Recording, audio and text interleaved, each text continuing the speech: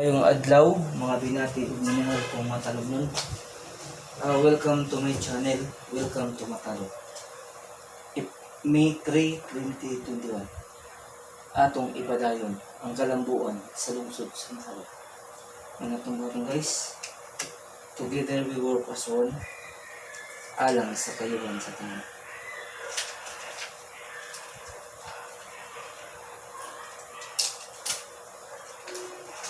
Magtinabang nga dito guys para makabot na to ang kayuhan sa tanan.